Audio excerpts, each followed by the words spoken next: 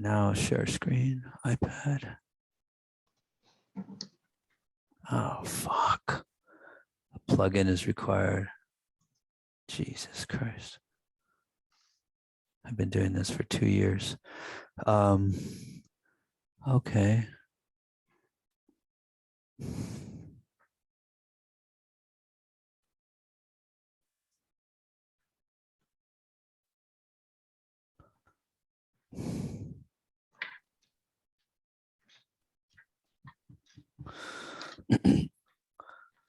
Okay, can you guys see that okay? Yes, indeed. Yes. Good, good. Okay, well, let's start. I'm looking off to the side. Let's see, I'll try to turn the screen. You guys can see me a little more. I'm looking at my iPad. So just shout out if you have a question. And I'm still having this problem with this allow device business. Okay, so folks, the plan for today is to talk about reciprocal lattice and diffraction. That's the main event. Reciprocal lattice and diffraction.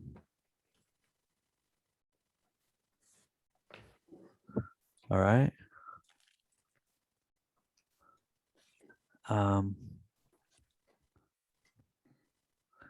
Okay. You guys try to mute yourselves unless you're talking. Okay, so all right.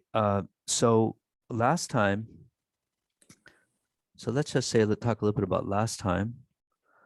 So last time, the main message was that we discussed lattice and crystals, the definitions.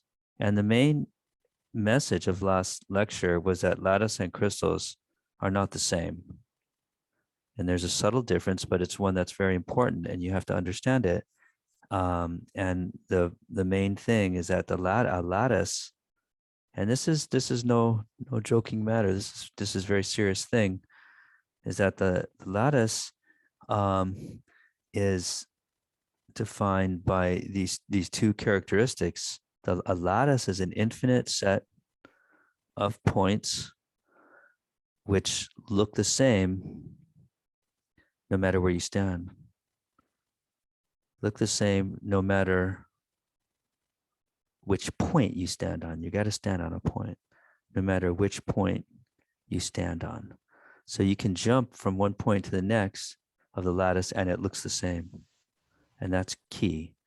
And the second important thing is that a lattice can be mathematically described by the set of points located at the positions Rn, such that Rn is an integer times A1 plus a different integer, or the same, doesn't matter, times A2. And this is in 3 dimensions, where these N1, N2, N3 are all integers, and A1, A2, and A3 are the primitive lattice vectors.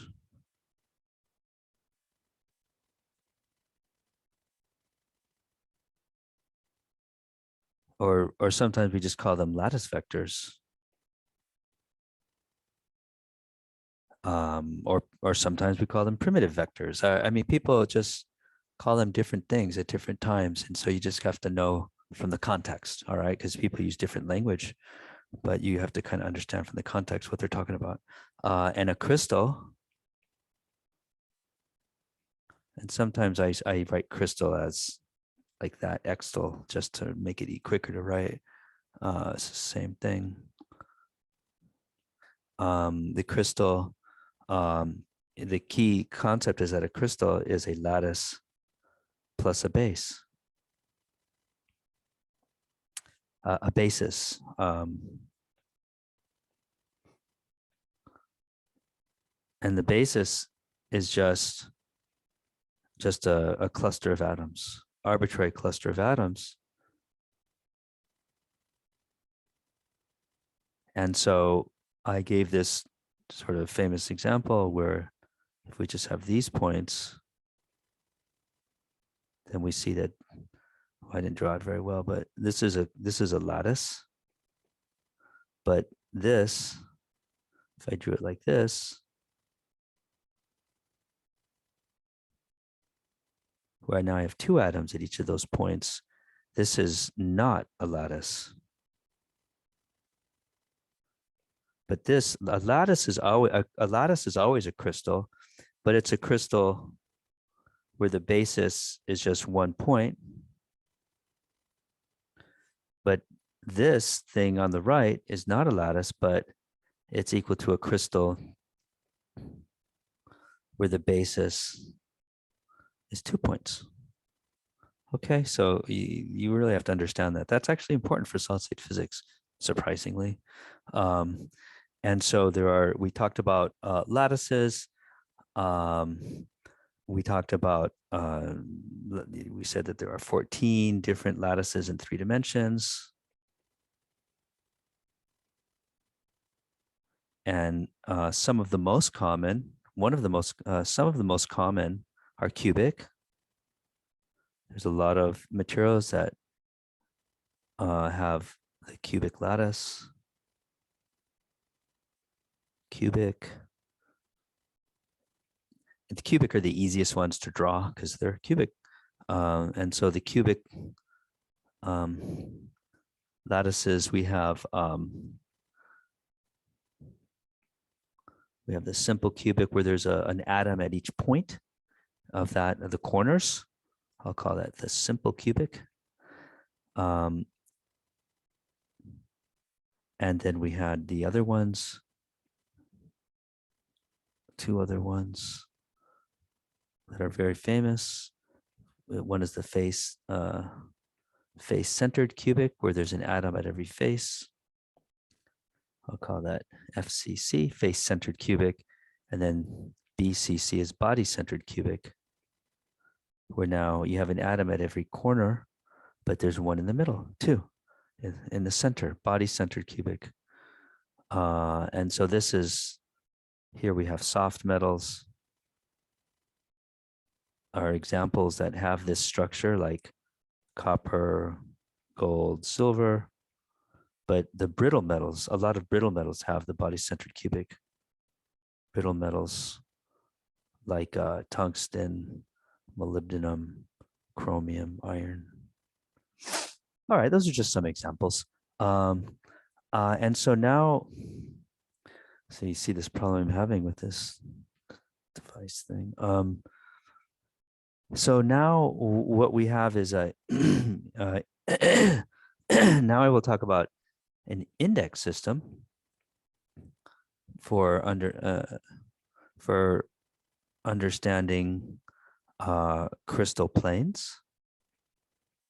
So this is still more definition. So this what we're doing right now in solid state physics is kind of the tedious part, where we're just talking about all these definitions and structural stuff. But you need to know this before you can get to the more interesting stuff. So this concept of crystal plane is important, and so because you can cut a crystal with different planes, and so how do we index those planes? And so the way we index the planes is to use what we call the Miller indices.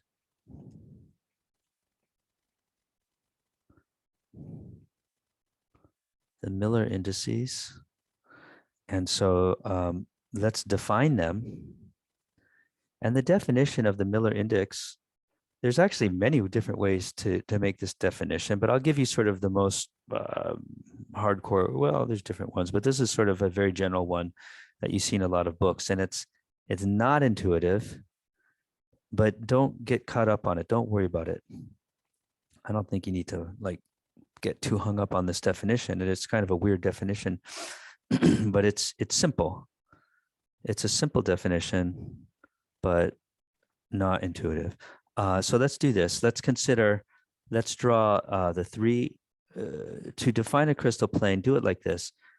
Draw the 3 crystal axes. So let's say that I have a crystal and the crystal has 3 axes, and let's draw them like this. I'm drawing them perpendicular, but they don't have to be perpendicular. But it's just easier for me to draw that way. So let's call this the direction A1, the direction A2. These are the crystal directions, A3. These are the primitive vectors. And now let's say that we have the different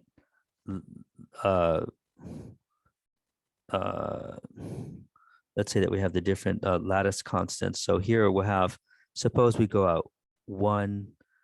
These are the directions of the primitive vectors, but let's say that we go out 1, 2, 3, 4 primitive vectors there.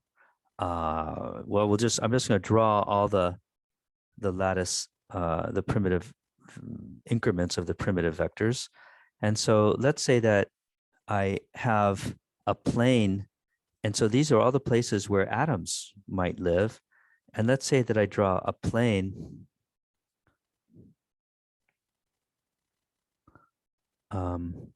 that goes from here to here, and then 1, 2, 3, and then to here.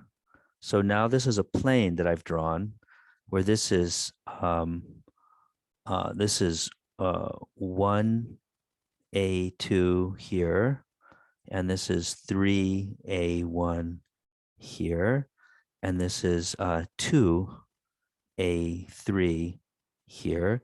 And so that plane, I've drawn now this plane, and let's think of it as an infinite plane that intersects the axes at those 3 points. So the plane intersects axes at 3 points. And you can see where those points are. It's 1A2, 2A3, and 3A1. And so then this plane, we define this plane. Then this is the, we can define this plane like this. What we do is we take these integers and we do it like this. So in the A1 direction, we put that integer in the denominator, 1/3. And in the A2 direction, we put that integer in the denominator, 1/1. And then in the A3 direction, we put that in the denominator again. So what is the index for in the third direction? Somebody tell me. 1/2. Yes, exactly, 1/2.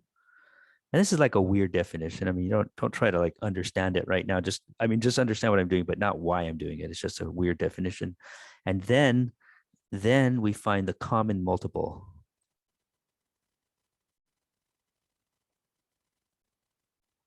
To make them all integers. And here the common multiple is 6. All right. It's kind of like when you add fractions, you know how to add, you add fractions. So you find that common denominator in the multiple. And so we multiply by 6 so that they all become integers. And so then the plane is equal to 1/3 times 6 is 2. 1/1 times 6 is 6. 1/2 times 6 is 3. And so this plane that I've drawn is the 2, 6, 3 plane. All right. So that's the definition. So that's kind of and when you first see this definition, you're just kind of like, wow, that's really weird. It's not very intuitive, but it's actually a very useful definition, surprisingly, more useful than you might think. And people use it all the time. And so here, let's just give some of the most famous examples of the Miller indices. For example, let's do some cubic. Let's consider the most famous crystal planes for the cubic crystal. For example, let's consider I'm just having trouble drawing these things. Let's see if I can draw it here. Let's draw it like this. And then I'll draw it like this. And so if this is the A1 direction, and this is the A2 direction, and this is the A3 direction for a cube, then if I'm talking now about this plane in the crystal, so suppose I want to chop the crystal with that plane that I just darkened, and I want to name it, then if this plane, suppose this plane goes out by 1 unit. So let's say that this is A1, but it's now parallel. It's sort of it's perpendicular to A1, but it's parallel to A2 and A3. Then that's a crystal plane. And so this crystal plane, I look at the intercepts,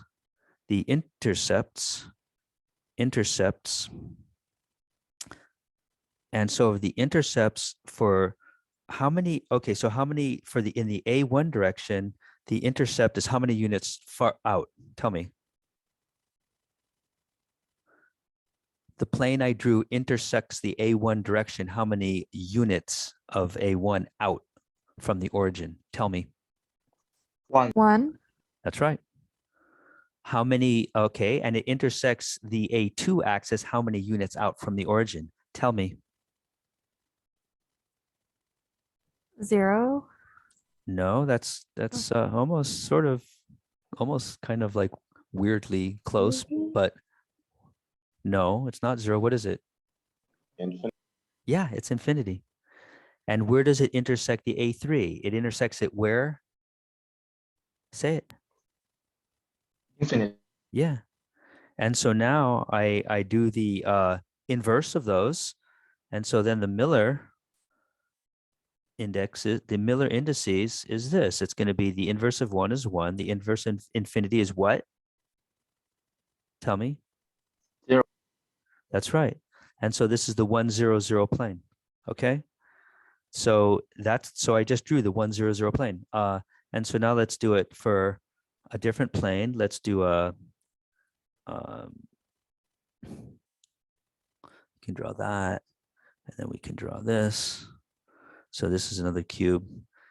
This is the kind of thing where, you just want to do some examples. And so let's draw this. So suppose I have this plane where now I'm cutting the crystal diagonally in this weird way. And so now I'm slicing the crystal on this diagonal plane. And so here again, I have the same, A1, the same directions, A2, A3, and now the intercepts are going to be, so in the A1 direction, what's the intercept? Suppose this cube is just 1 unit cell large that I've drawn. The intercept from the A1 direction is what? Tell me. 1. Good. How about in the A2 direction? 1. How about in the A3 direction? Infinite. That's right. And so that means that the Miller indices for this one is this. 1, 1, what? What's the third one? 0. Right. So that's the 1, 1, 0 plane in a cubic crystal. That's the trick. And then you can even let's just do one more because this is so much fun. And I know you guys are really digging on this. I can tell by the excitement in your voices. And so here's this crystal. And now let's do it like this. Let's pick this plane where I go. So this is like this weird diagonal plane that I'm picking there. And like that. And so now suppose I pick this weird plane in the axis, but it's not that weird actually when you think about it. If that's A1, A2. Oh, I really screwed up this drawing. It's really terrible, but whatever. And so now the intercepts are at what locations? In the A1 direction, the intercept is where? 1. A2 direction? 1. A3 direction? 1. That's right. And so the Miller indices for this one, I take the inverse of those and that's the 1, 1, 1 plane. Okay, so that's the 1, 1, 1 plane of a cubic crystal. And so, but you have to appreciate that there's, you know, 3 different types of cubic crystals: FCC, blah, blah, blah, BCC, simple. So if you actually do this very carefully, then you'll notice that if you have an FCC crystal, face-centered cubic crystal, and you do this thing that I just said, if you look at the 1, 0, 0 plane, and you guys should maybe do this on your own just to check, this is what it looks like. The atoms form a 2-dimensional lattice. So the atoms are arranged in a square lattice like this for an FCC crystal on the 1, 0, 0 plane. But on the other hand, if you look at the 1, 1, 1 plane, then you'll see that they have a different pattern. If you do that 1, 1, 1 plane, you'll see that the atoms look different. So this is why when you cut a crystal, the atoms can have sort of a different periodic structure depending on which plane you cut. And, you know, and it really matters. It makes a difference. So you see how this is this is a square lattice, and this is a triangular lattice. But these are just how the atoms look on the plane if you cut the crystal in different directions. So that's something important to understand or to think about. But it can get kind of complicated, the geometry, but let's not get too caught up in those little nuances. Those are just some definitions. Okay, so now it's time for us to discuss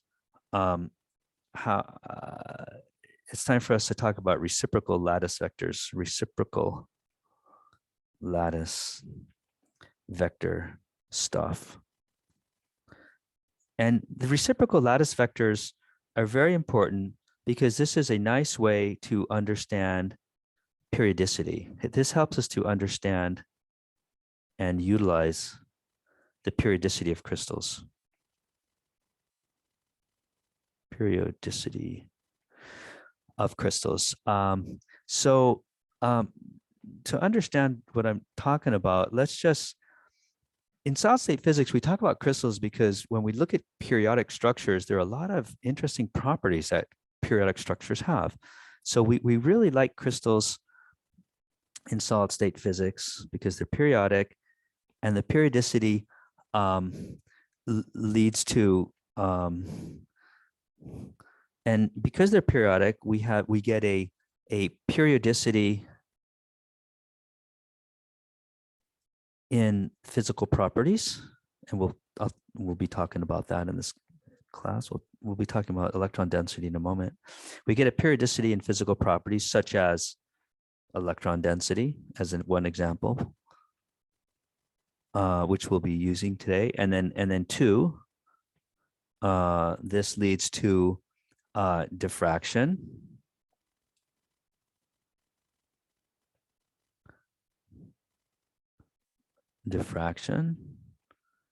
And then 3, we get band gaps.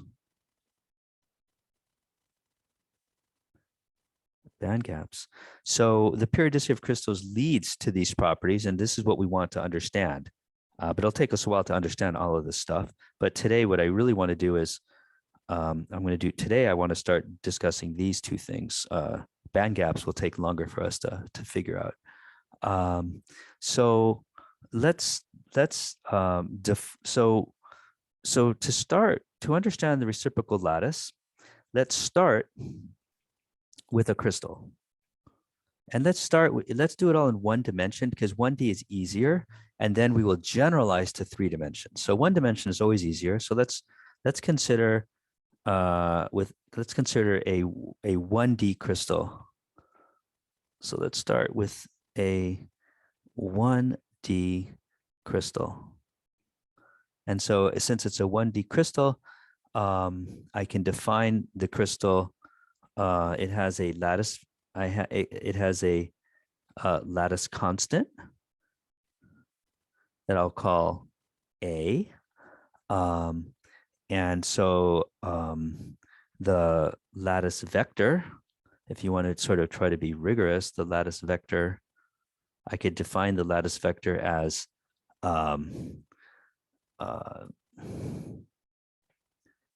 as A is equal to A x hat, right? If I wanted to, and then I could say that the lattice vectors that, the whole lattice, or I can define all the lattice vectors, all the vectors that live inside this lattice. I could define them as the set of vectors T, which I could also define as J, A, x hat, right? Where J equals an integer. And then of course, this crystal is gonna look like this. Now let's draw it. That's all the mathematical definition, but now let's draw it. So here's the crystal. Well, our favorite crystal is a one-dimensional line of atoms. It's so simple. And so there's the crystal, and it just goes on in all directions. And the distance between them, between these atoms, is A, right? Okay, so that's our 1D crystal. Now, here's the thing. I'm not even going to tell you like what atoms I'm making out of. It could be copper, silver, gold, platinum, iridium, carbon, whatever. It doesn't matter, because if the atoms are periodic in the way I've drawn them, then it has a very special property, because now let's draw the electrons.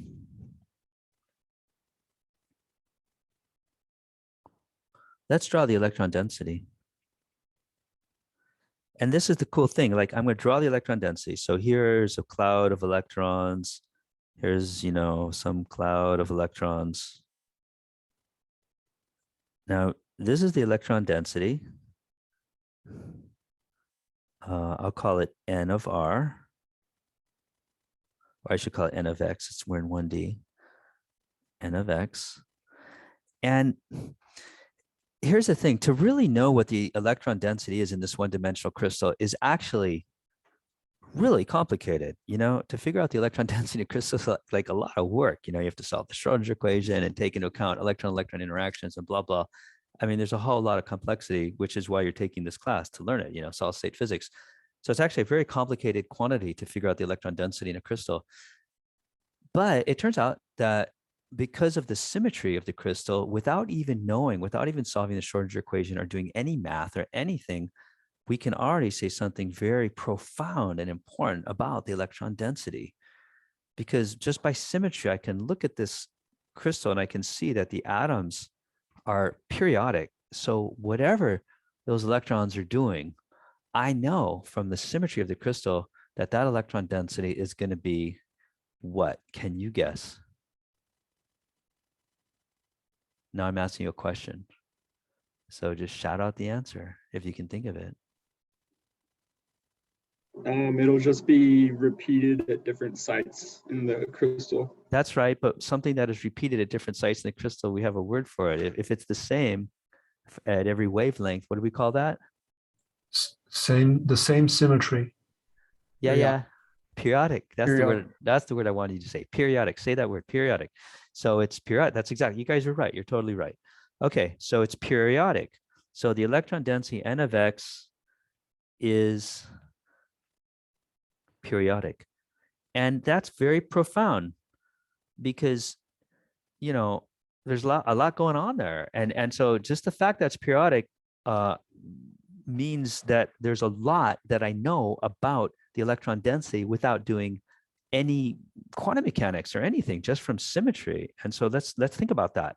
So let's just trip on the fact that the electron density is periodic in a crystal, and let's see where that leads us. So what is the consequence?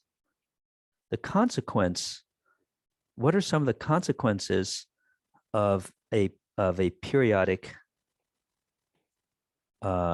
electron density? Well, one of the consequences is that N of X plus T is equal to what? N of X. That's right, because that's the definition of periodic. It's N of X. That's right. Okay, that's nice. But then what else can it do? Can I say about that? Well,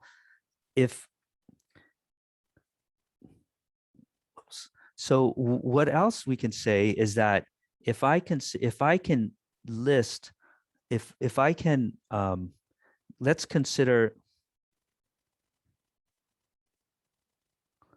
all the waves, or let's consider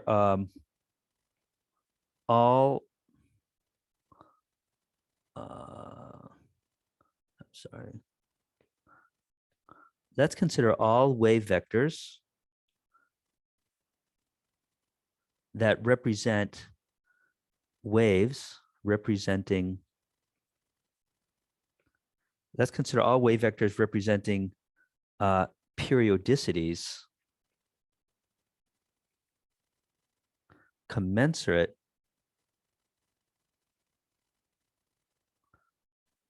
with the lattice. And the point is that the electron density is periodic in all of those wave vectors as well. So let me show you what I mean by that.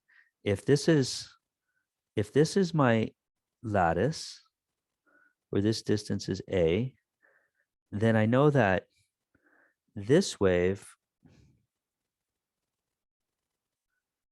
is periodic, right, in the lattice. So that's just the wave where lambda is equal to a, right? But now I also know that this one is periodic. Look.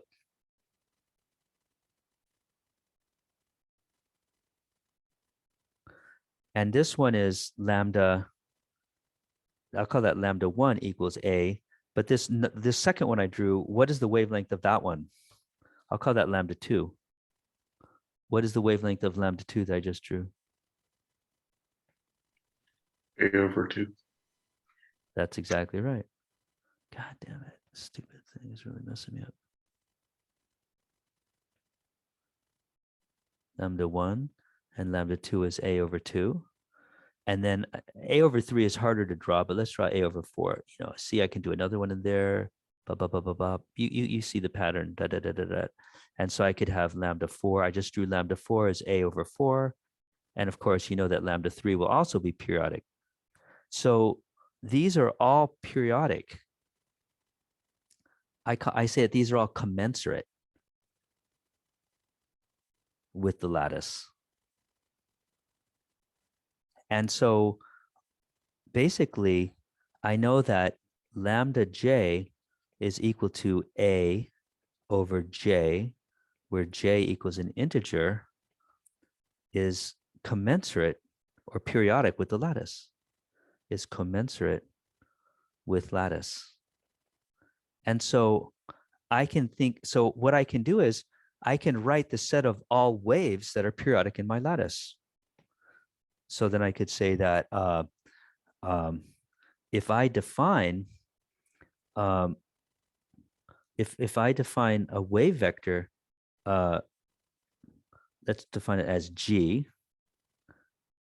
We always use G instead of K. So let's say that G is the wave vector, and I define G as 2 pi over lambda j.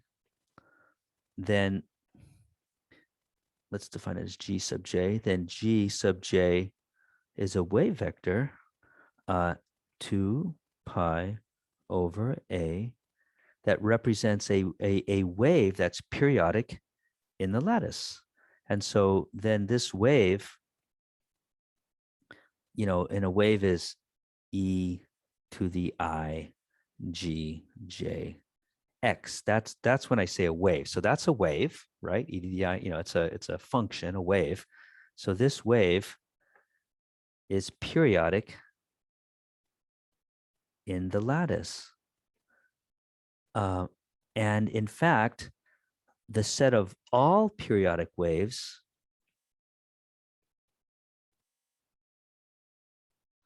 I can write like this, is just e to the I g j x. And so that's all the waves that are periodic in the lattice. And it's kind of a trivial thing, you know, like maybe you've never seen this before. I don't know, but probably you have seen it in some math class somewhere, but it's very easy if I have a lattice to say, okay, here's the set of all waves that are periodic in the lattice. I just wrote it.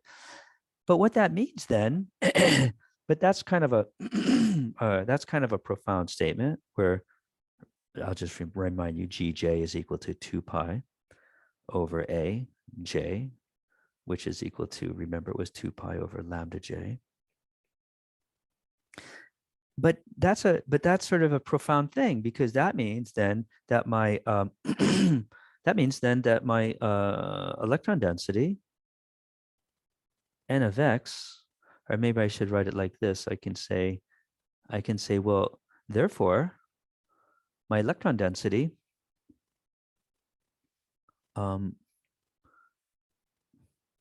I can write my electron density as a sum, as a Fourier series, because I can always write my electron density, since it's periodic. I have to be able to write it as a sum of all the periodic waves. That's called, I don't know what that is called in math, Fourier's theorem or something, but you guys have all seen this before in some math class. That means that I should be able to write my electron density as a sum over all of these waves. E to the I G J X, which is the same as the sum over J n sub J e to the I 2 pi over a J. Okay, so this is kind of an interesting and beautiful thing. And then we can just look at that and we can just say, we can just ask ourselves, it's sort of obvious that it's periodic because all of the waves are periodic, but we can just prove that it's periodic. It's just sort of an obvious trivial thing, but it's useful. But sometimes obvious trivial things are useful to go over the first time you see it. So I can just prove that n of xt is equal to n of x. Let's prove this using this definition. So then we see that n of, if I look at the electron density shifted over by some amount of of periods of my crystal, then I can just plug that in to this new definition, which is the sum over j of nj e to the I 2 pi over a. Oh, I forgot my little x here. X j and then x plus t is equal to, and then we can just expand this out, where I can say, let's assume that t, I'm going to use a different integer. So t will be L times A, where now L is an integer. I just need to use a different integer to make the math not so crazy. And then I can just say that this is equal to nj. I can just expand it out, e to the I 2 pi over a jx times e to the I 2 pi over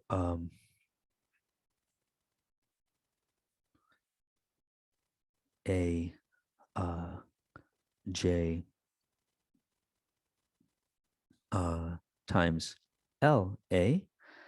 And then you can see how here these guys cancel. And this factor, because it's e to the I 2 pi times JL, where those are integers, this factor is equal to what? 1. 1. Exactly. But now I seem to have put my thing into a weird mode. Okay, I got out of it. So, right, this thing is equal to 1. That's right.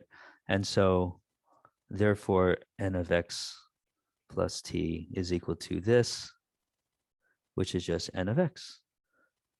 So we just proved that it's periodic, kind of an obvious proof. But now what I want to do is, let's make an important definition. This set of commensurate waves or wave vectors, it's a set of wave vectors that represent commensurate waves that are commensurate with the lattice. This, what I do is I can say that G sub j is equal to 2 pi over a j is equal to the reciprocal. It defines the reciprocal lattice.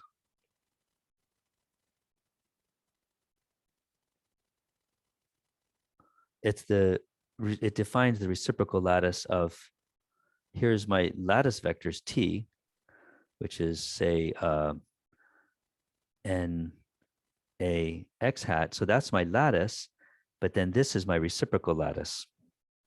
The reciprocal lattice is the set of all vectors 2 pi over A J, my reciprocal lattice vectors. So I have so we can call this the real lattice, the real space lattice, and we call this the reciprocal lattice. And the reciprocal lattice, you can see why we call it reciprocal, because it has units of 1 over distance. The units of reciprocal lattice is 1 over distance. And that's why we call it the reciprocal lattice, 1 over. Okay, so that is the reciprocal lattice. And so I want you to, we're just doing a bunch of math right now, but I want you to intuitively, there's an intuitive way to think about it. The intuition is that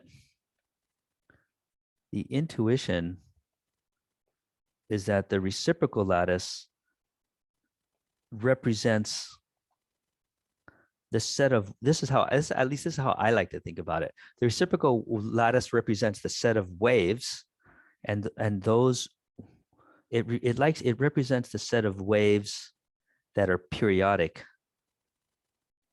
in the lattice. All the waves that are periodic in the lattice. And so, but the reciprocal lattice is actually a set of wave vectors. The lattice itself are wave vectors, but they represent waves that are periodic in the lattice. Okay, well, I don't want to belabor that too much. That's one of those things that's good for you to sort of think about on your own. And so then what we can do is if I write then n of x, the density, let's remember that we're talking about the electron density, then n of x, I can always write it as a Fourier series, nj, of these wave vectors, e to the I, g, j, x. Okay, so that I can always write the electron density like that if it's periodic. But then the question is, what is this nj parameter? Can someone just tell me? What is n sub j? If n of x is the electron density, then what is n sub j as I've written it here? And I'll remind you what g sub j is. 2 pi over a times j, a reciprocal lattice vector. Can somebody tell me what is n sub j? Does anybody know? Is it just going to be the probability density of our electrons? It's the, what's the word that you used? It's the what? Probability density? Well, I mean, I can think of n of x as a probability density too, sort of, like the electron density is equivalent. Like the n of x itself is I could think of as a probability density. So that, I mean, so you're correct, it is all, once we do quantum mechanics, it'll all be probability density, but let's forget about quantum mechanics. So let's ignore quantum mechanics. Let's even just from a mathematical point of view, what is n sub j? It's just the coefficient of the Fourier transformation. That's exactly right. It's so you can think of it as the Fourier coefficient, which is actually the Fourier transform itself. So n sub j is the Fourier transform of n of x. So I'll just write that here. N sub j is the Fourier transform of n of x. And the Fourier transform is this. N sub j is equal to,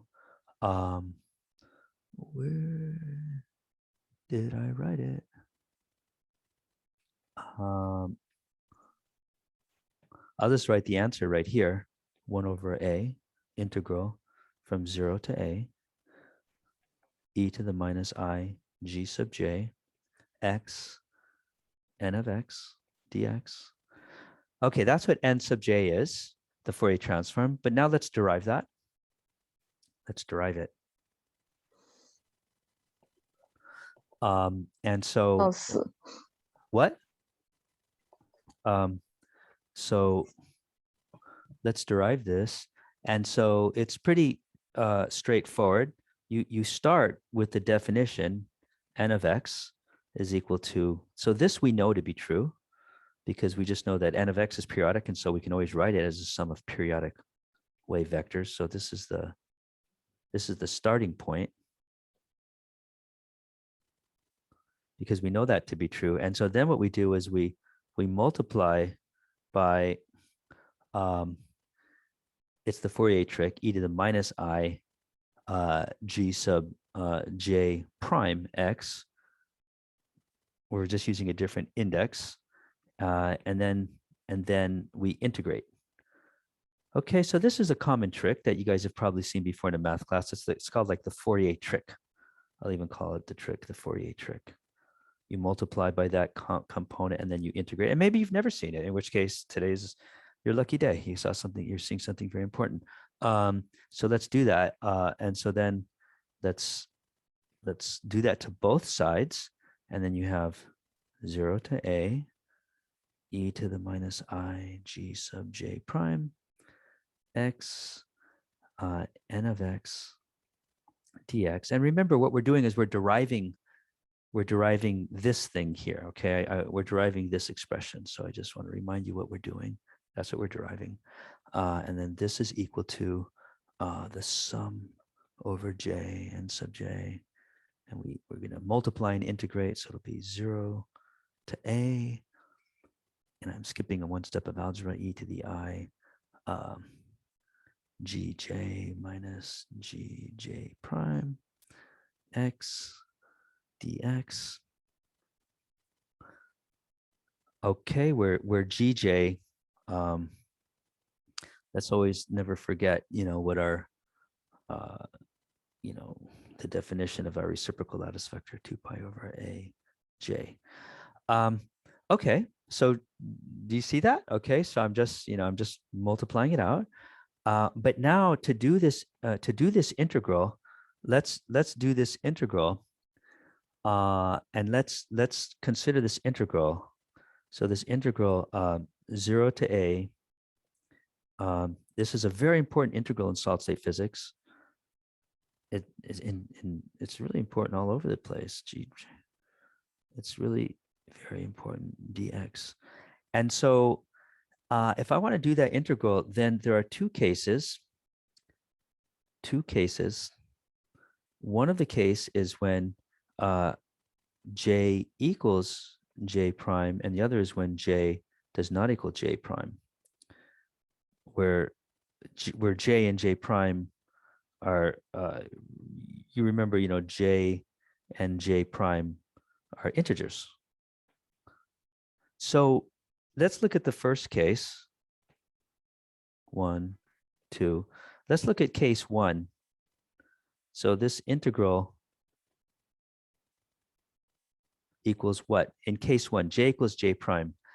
Look at this integral. Can somebody tell me what that integral? It's almost a trick question, but it's actually sort of easy to see if you stare at it enough. Because if j equals j prime, then these two factors are the same, right? gj and gj prime are the same. What is that integral for case 1? Somebody tell me. A. A Yeah, exactly. Because if those two things are the same, then it's just the integral from 0 to a of 1 dx equals a. Okay, that was easy. But now let's do case 2, which is not so easy, where j does not equal j prime. J does not equal j prime, in which case now the integral is equal to, now we just do the integral. It's not hard. You guys have all done much harder integrals than this. You guys know that it's going to be 1 over I gj minus gj prime times e to the I gj minus gj prime x from 0 to a, right? So that's not too hard. And then it's equal to A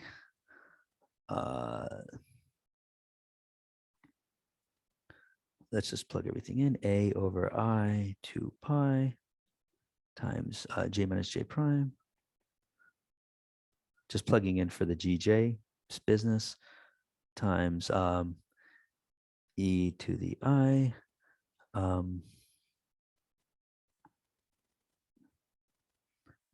2 prime. I'm sorry, 2 pi I meant to say. And j minus j prime minus 1. And here I use the fact that a times gj is equal to a times 2 pi over aj is equal to 2 pi j. Okay, I use this fact to get this. Okay, so I sort of skip some steps, but hopefully that's not too hard. If it's confusing, just let me know. Okay, but now I say, but now what is this factor? If j does not equal j prime, somebody tell me, what is this factor equal to? Someone tell me. J does not equal j 1. prime. Yes. 1. Yes. And so the integral equals what? 0. Yes. Oh my God, it equals 0. So that's a big deal when j does not equal j prime. And so then what we see then is that the integral, so the integral is equal to a times delta j prime. Okay, so that's what we just did.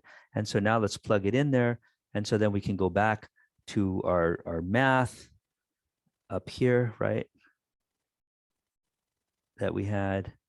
And we can now see then that the integral from 0 to a of e to the minus I gj prime x n of x is equal to the sum over all j n sub j times a times delta j prime, right?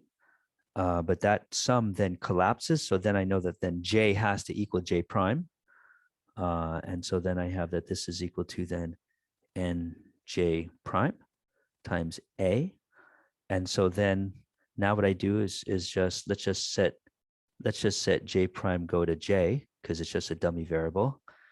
I mean, maybe, this is something I can do. And so in which case then I can see that n sub j, this is really the standard treatment. So if you've never seen it, I'm assuming you guys have all kind of seen this before, but if you haven't, it's sort of a standard treatment for the Fourier trick. N sub j is equal to 1 over a integral 0 to a e to the minus I j,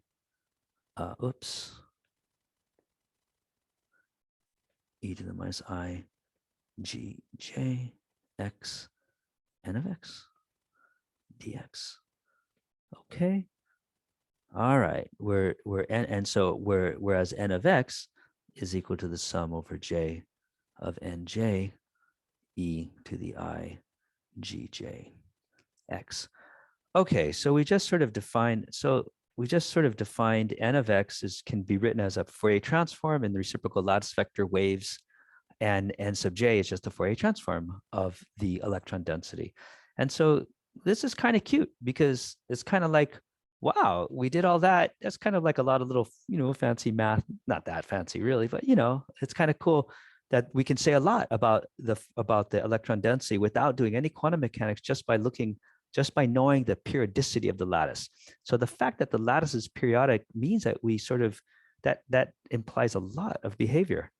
And so let's continue this idea. Now let's generalize this. Let's generalize to 3D.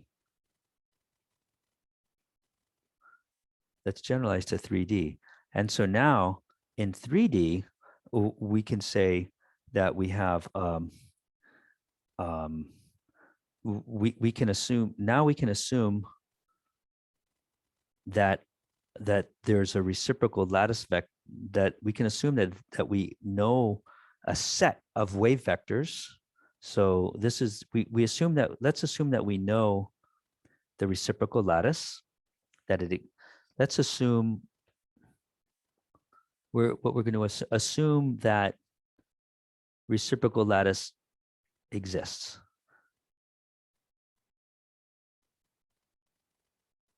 And that this is the reciprocal lattice.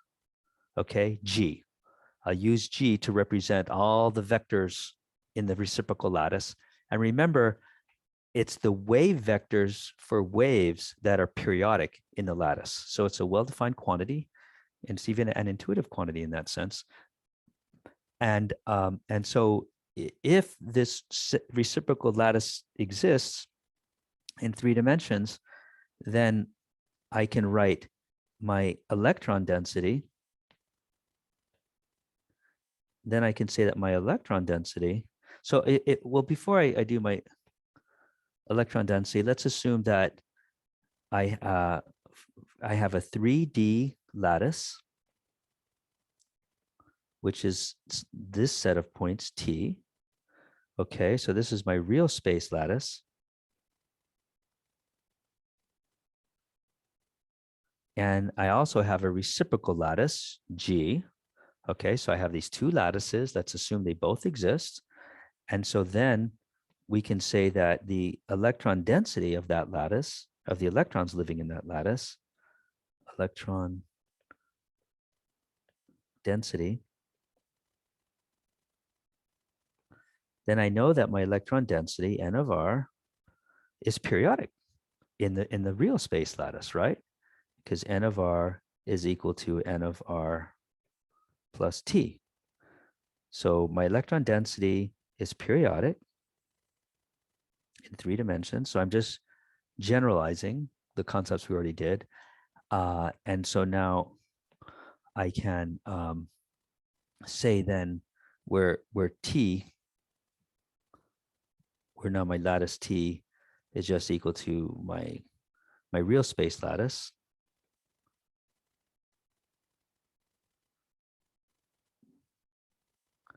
So this is my real space lattice, where N1, N2, N3 are integers.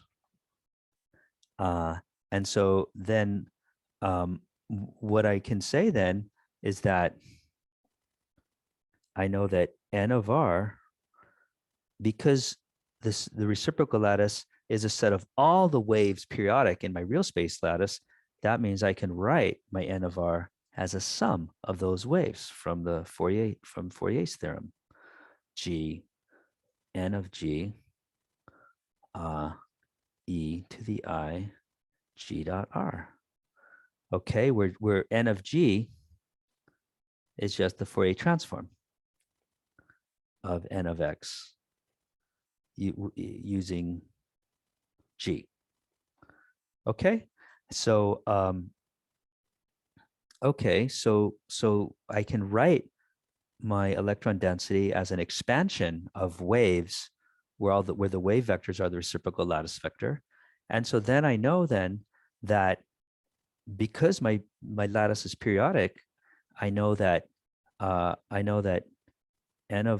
then know that N of R plus T has to equal N of R, but I can now plug that into this expression and I can get a constraint. I can use this, I can use to get a constraint on my G's. I'm going to use this expression. So you'll see what I mean. It's easier to just do it than to talk about it. E to the I, G dot R plus T, right? So then I can write this as equal to the sum over N G, I'm sorry, the sum over G n sub G times e to the I G dot R times e to the I G dot T, right? And so I know that this has to equal n of R because it's periodic. And so that means that this thing has to equal what? Tell me. 1. Yes, it has to equal 1. And so that actually defines the reciprocal lattice vector in 3D. So then I have E, I'm sorry, that's not E. I have e to the I G dot T equals 1. And this, you can think of this as defining. This defines the reciprocal lattice vector in 3D. And the reason I say that is because because it's easy to know what the T's are, the real space lattice, because you've defined it. You start with the real space lattice. The harder thing is to know what's this reciprocal space lattice. And so the reciprocal space lattice is basically the set of all G's that satisfy this relationship. Okay, so that's how you actually find the reciprocal lattice. And so then what we can do is we can say that that means then that we can have we know that the reciprocal lattice vector G is equal to some lattice. We don't know what they are, but we can write it like this: nu1 b1 plus nu2 b2 plus nu3 b3. We can define it like this, where nu1,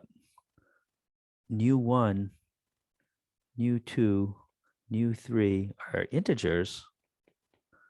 But if I define it like that, then that means that this set of vectors, which I don't know yet, but if I look at this set of vectors G, as I defined right here, so this is my reciprocal lattice vectors. Then if I take any reciprocal lattice vector G and I dot it with any real space vector lattice vector T, that has to equal what? 0. That's 2 pi j. exactly 2 pi times, I'll just use the n, where n is equal to an integer. Because I need this e to the I g dot t equals 1. So g dot t has to be 2 pi times n, or else it's not true. So that means that I need to be able to find the reciprocal lattice vectors. I need to find the set of vectors that I've circled here such that g dot t is equal to 2 pi n. Okay, so so what I would do is I would call then these vectors b1, b2, b3. I'll call these the primitive reciprocal lattice vectors.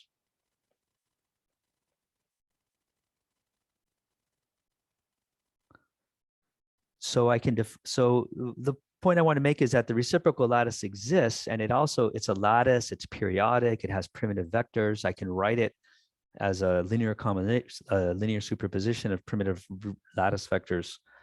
But how do you find those lattice vectors? Well, you have to find them. They have to satisfy this condition. Okay, so you gotta find them that satisfy that condition. And so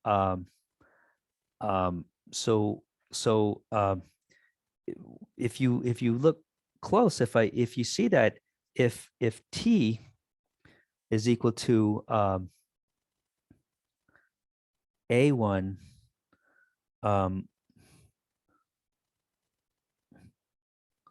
if t is equal to n1 A1 plus N2, A2 plus N3, A3, then you can see then from this condition, G dot T has to equal 2 pi times N.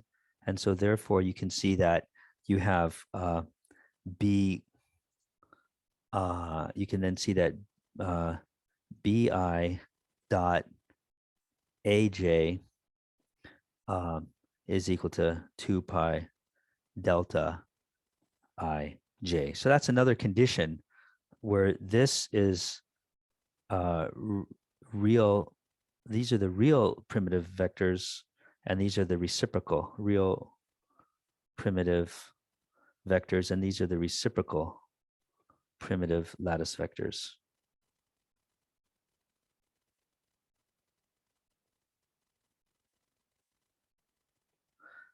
Okay, so we have this expression. And so then the question is, what is, so then this sort of begs the question, how do I get these? So the key thing then to get for the reciprocal lattice vector is what is then B1, B2, B3? What are they? How do I get them? Okay, so the reciprocal lattice vectors, the primitive reciprocal lattice vectors have to satisfy all of these constraints that I just wrote down, but what are they? So you can sort of go through a clever proof and prove what they are. And I'm not, you could sort of, from this point, you can sort of prove the expressions for them, but I'm not going to do it. It's like, it's in your, I'm pretty sure it's in your book. What I'm going to do is I have a proof for this and I'm going to give it to the TA, the GSI, and have him post it so you guys can kind of look at it. It's just sort of a tedious geometry argument. I just don't feel like going through it. It's just a bunch of geometry and cross products and dot products and this and that and the other. And I'm not going to go through it, but I'm just going to write down the answer. The answer is this, and I'll give you the proof for it. The answer is that B1 is equal to, and it's not an obvious answer either when you look at it. It's kind of weird looking. B1 is equal to A2 cross A3 over A1. I mean, in one dimension, the reciprocal lattice is really trivial. I mean, I wrote in one dimension, it's really simple, right? I just wrote, it's just trivial. It's just going to be, where the heck is it? We can just write down the reciprocal lattice vector, just this GJ. Yeah, here it is, it's just this, this GJ. Where did I write it? In one dimension?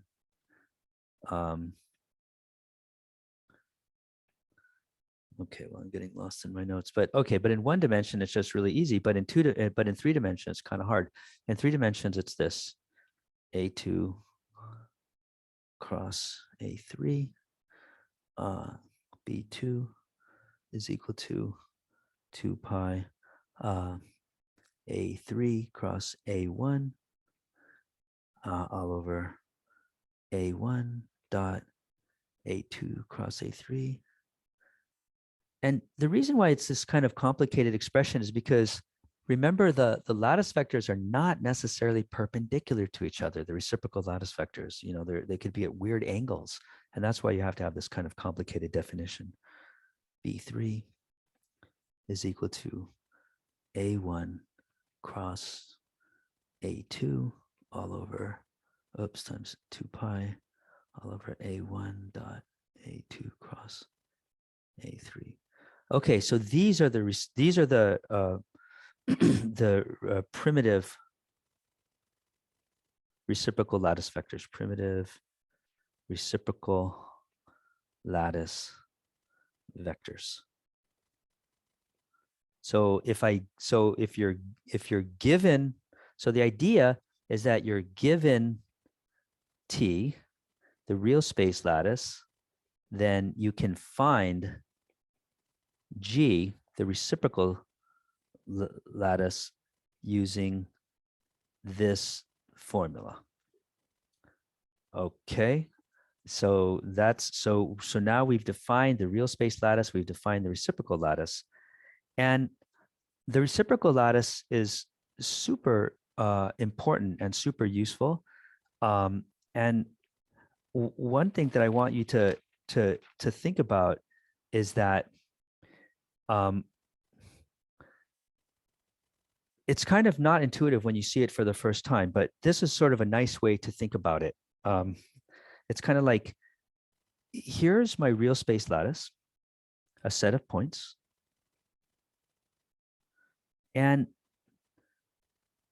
this is my real space lattice.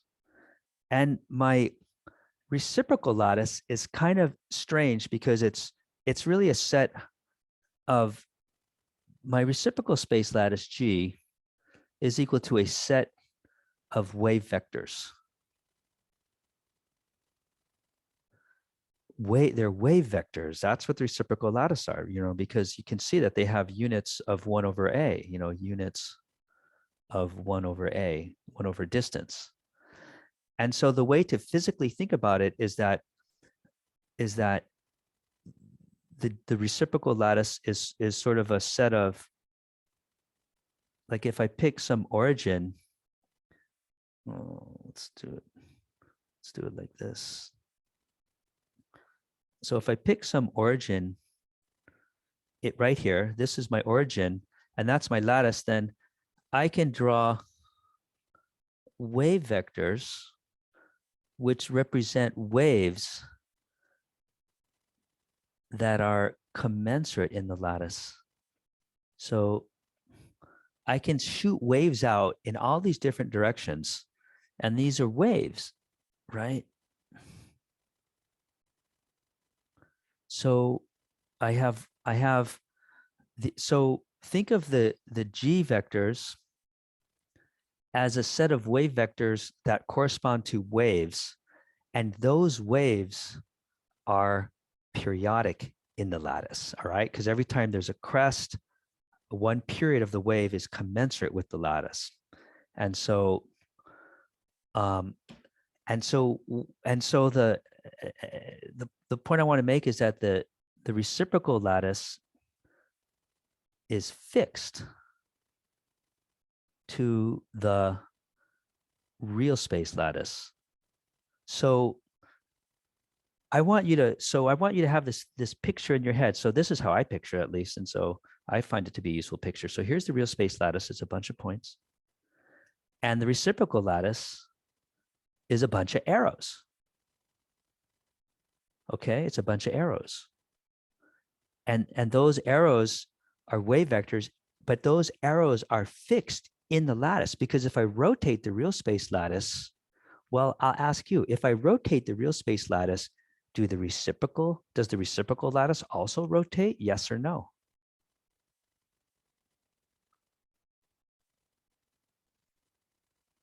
Yes. Yes. Yeah, exactly. Because the waves that are commensurate with the real space lattice have to rotate as I rotate the crystal. Then those waves inside have to rotate also. So think of the reciprocal lattice as fixed inside of the real space lattice, but it's a completely different lattice though. It's a lattice of wave vectors representing waves that are periodic in the lattice itself. So it's kind of a weird concept, but you got to come to grips with it. Okay, that's what it is, and it's a big deal in solid state physics.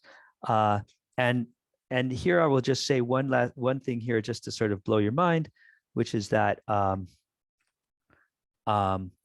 if I have, let's go back to this Miller index, because the reciprocal lattices are waves that are periodic in the lattice, but that means that they are plane waves. And that means that they have the plane of, a plane wave. Like what is a plane wave?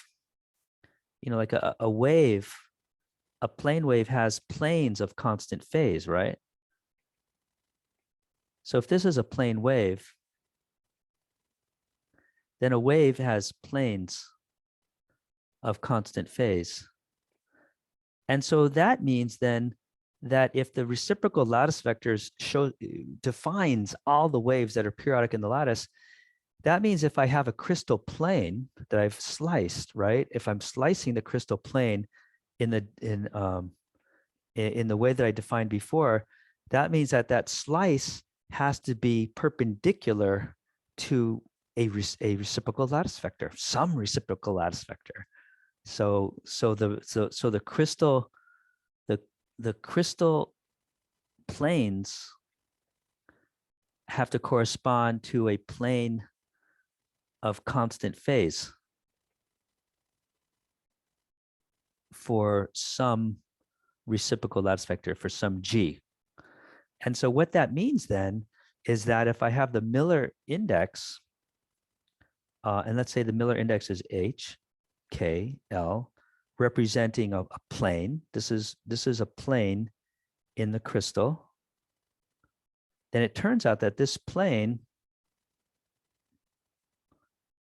is perpendicular to the reciprocal lattice vector G equals H B1 plus K B2 plus L B3. So this is another way to define the crystal plane. I could, if I start with the reciprocal lattice vectors, then I could actually use those to define all the crystal planes. So every crystal plane can be identified associated with a reciprocal lattice vector, and that's kind of a cute little thing to think about. Okay, and so those are just definitions. And so now we want to use this stuff. Use the reciprocal lattice. And what is the reciprocal lattice good for? Well, what it's good for is diffraction. This concept of the reciprocal lattice is the key to understanding diffraction. And diffraction in solid state physics is a really big deal. And so I want you all have to understand diffraction. So this is like you can't understand solid state physics without understanding diffraction. So diffraction, I'd say, is a key concept in solid state physics. And you guys have already seen diffraction many times because you guys have all seen this. This is what you guys have done for diffraction in the past. You've done Bragg's law, the Bragg law. Okay, and so this is Bragg's law. You guys have done this. I know you have. You say I have planes of atoms, and then you say, well, let's bounce light off of these parallel planes. And I have parallel rays of light. And these are planes of atoms. And this is light, rays of light. And then what you do is the rays of light are kind of going like this in, right? And then they're coming out woo, woo, woo, like that. Yeah. So it's kind of like in, and this is out. And then this distance we'll call D, the separation of the planes. And then you guys know that you draw this cute little thing and you say, oh, look at this triangle I can draw. You guys have all drawn this, and you say, oh my God, if this angle is theta, then this angle is theta also here. And then you say, oh my God, look at if this is ray number 1 and this is light ray number 2, then I can see that the path difference is this. And if this is D and that's theta, then this path difference is, you guys know, it's D sine theta. And you've all done this. And then you do it on this side too. You drop the perpendicular. These are perpendicular. And then you say this path difference is D sine theta. And so then you say that the path difference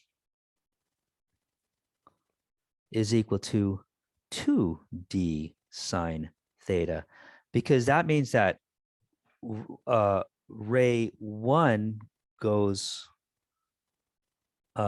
ray 2 goes further than ray 1 by this amount, the path difference. And then you know that for constructive interference of the two waves, constructive interference, then I know that 2D sine theta equals what? tell me for constructive interference of those rays, ray 1 and ray 2 in this geometry. Someone tell me. I'm sorry, say again, what? Say it again, please. The path difference. If I have two rays of light, for them to constructively interfere, that means that they're in phase. And for them to be in phase, M times lambda. that's exactly right. That's it. And so that's the condition. So that's the condition for, so I'll call this the diffraction condition, diffraction condition. That means that that means that the light is going to bounce off very nicely for this angle. And so, and I'm going to get constructive interference. Constructive interference. But what I want to do now is let's talk about X-ray diffraction of real crystals. X-ray diffraction. We don't have time to do it, but I'll just say the word. We're going to do a three-dimensional generalization of this concept. 3D generalization of this concept. Because the one that I just drew right here, that's kind of like a one-dimensional crystal, because you see the periodicity, like the thing that you guys have already done, which I know you all have done, I'm drawing an arrow to it. That's really sort of a 1D crystal, because you only took into account the periodicity in the one dimension, right? It's like, but what we're going to do now is we're going to generalize this concept to 3 dimensions. And the math it's a little bit tricky, but it's quite beautiful. And the result is profound and really, really important. And we'll do that next time. Okay, folks. Bye-bye. Thank you. Goodbye. Bye-bye. Thank you and goodbye. Okay. Bye-bye. Bye-bye. Bye-bye.